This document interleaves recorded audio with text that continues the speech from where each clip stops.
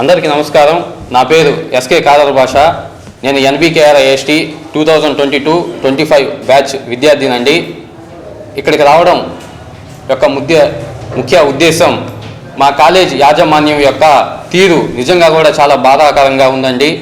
2024-2025 ఆర్థిక సంవత్సరానికి సంబంధించినటువంటి ఫీజు రియంబర్స్మెంట్ బకాయిలు ఏదైతే ఉన్నాయో 1200 crores ఏదైతే ఉన్నాయో అవి మా యాజమాన్యం కాలేజీకి వచ్చినా కూడా ఇప్పటిదాకా కూడా మా విద్యార్థి ఖాతాల్లో అయితే ఒక్క విద్యార్థి ఖాతాలో కూడా ఆ అమౌంట్ జమ కాలేదండి. ఫీజులు అయితే కట్టించుకున్నారండి. మేము అప్పులు సప్పులు చేసి మా ఫీజు అంతా కూడా కట్టామండి. 4 years మొత్తం కూడా కట్టామండి మేము. కానీ ఇప్పుడు దాకా కూడా కాలేజీ యాజమాన్యం అనేది మా ఫీజు ఏదైతే ఉందో అది ఇప్పుడు దాకా కూడా చెల్లించలేదండి. అడిగితే దౌర్జన్య కాండగా కూడా వాళ్ళ యొక్క ప్రవర్తన ఉండండి. ఒక్కసారి గవర్నమెంట్ మీకు వేసినప్పుడు మాకు నిర్ణయాలు కట్టారు. అది మీ దగ్గర పెట్టుకోవడానికి కష్టం కదా. మేము ఎవరిని అడగాలి కూడా వాళ్ళ కాంటాక్ట్ నెంబర్ నాకు పెట్టండి సార్. బాబు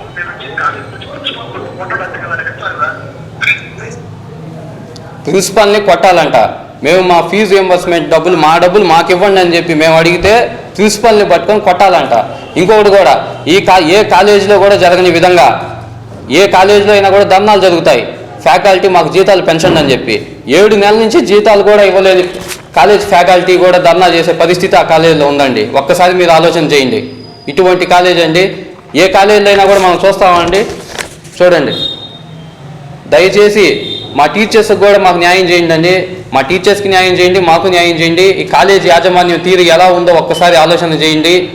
మా హక్కుల కోసం మేము పోరాడుతున్నామండి. మేము కలెక్టర్ గారికి కూడా మేము ఇచ్చామండి. కలెక్టర్ గారికి కూడా మేము కంప్లైంట్ చేసాం.